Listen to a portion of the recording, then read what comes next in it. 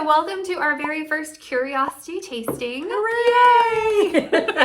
Confetti! We're just going to start off by telling us what we're having right now as our part of our actual tasting. We are having Heavenly Cream Chardonnay. Wonder what we're going to be talking about today. It's from Argentina. And our little snack, little bite, is brought to you by Trader Joe's. We have our pita bite crackers.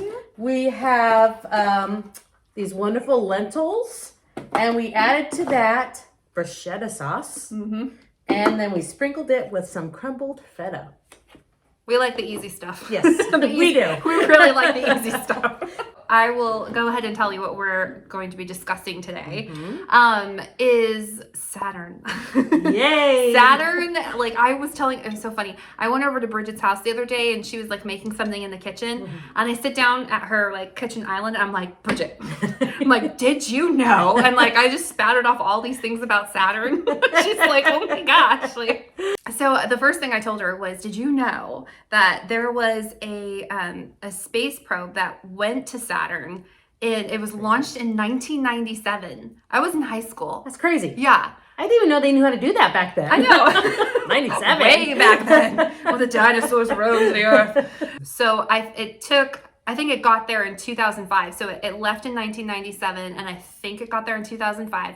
And then it orbited Saturn and eventually landed actually there's the probe and then there was this little probe. On the big probe. The little probe left the big probe and went on to Saturn's largest moon, Titan. Did you know?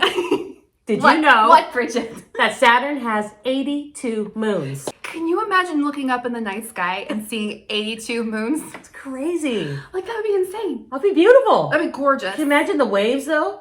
Ocean tide, the tides? Oh, my goodness. Thankfully, it's all gases on. Oh, that's true. For the most Good part. point. I think so. Okay, so the little probe lands on Titan. Okay, and then it took tons of pictures, obviously. So the big probe did. It goes around Saturn and it's taking all these gorgeous pictures. So that's where all these beautiful pictures are coming from. I knew that was going to happen. Anyways, what was I saying? Okay, the probe. So it's taking pictures. So all those beautiful pictures that you see of Saturn in books and things, it's coming from that.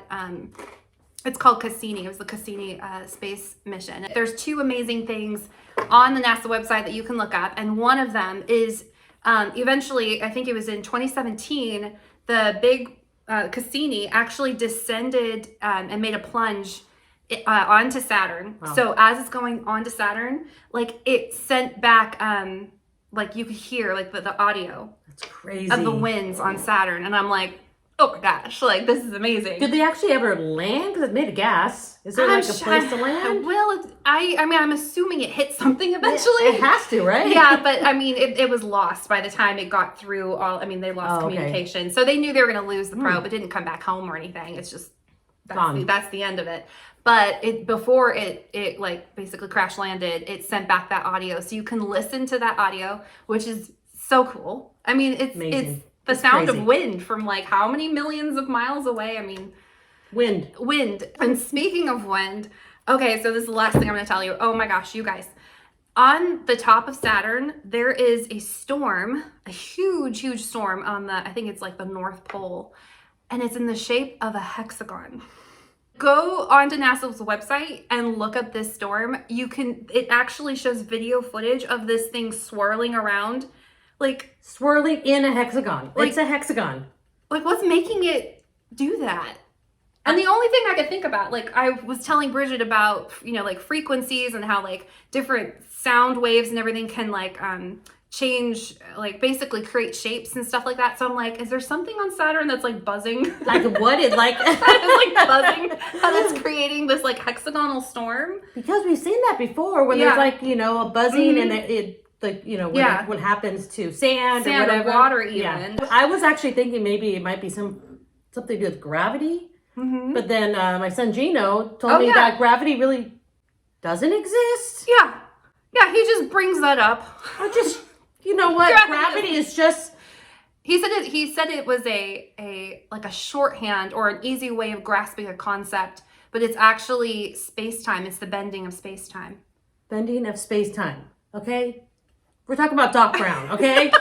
88 miles per hour! Marty McFly, it really is true. The space-time continuum. And the flux capacitor. The flux capacitor. So we should definitely do a different curiosity tasting I'm on that telling you. because. But I wouldn't know how to space-time- do it. We have to FaceTime Gino. I have Oh, that's no true. idea. We could bring them on the show. And we did a little experiment. So we could do that. Oh, that'd be Oh, fun. we should do. Yes. Show that little experiment Yeah, that we he did didn't. with it. Yes. Okay, we'll do that. That's what we do as a family. We sit around talking about science and doing experiments. Yeah. I teach 3rd grade and we do science. I taught 4th and 5th. We do science experiments. I get just as excited as the kids. I'm telling you. That is so cute. I love it. That's the whole point of being curious, is to keep exploring and discovering and not letting that like kind of just go away just because we get older. Yeah. And it's so easy to let that happen because everything just becomes so commonplace. Yeah. You know, it becomes ordinary. Yeah. And when it's not, like by any means, it's not. I mean, you go down to the molecular level and you realize hey, like how many things are spinning just so like we can sit at this table Yeah. and like drink this wine. Seriously. And Everything's spinning. everything's spinning. And yeah, it's just, yeah, there's nothing ordinary about life, guys. Not at all. Nothing. And especially nothing ordinary about you at all. Like you are the most extraordinary creature. So just remember that. Yes. Anytime you feel ordinary, no.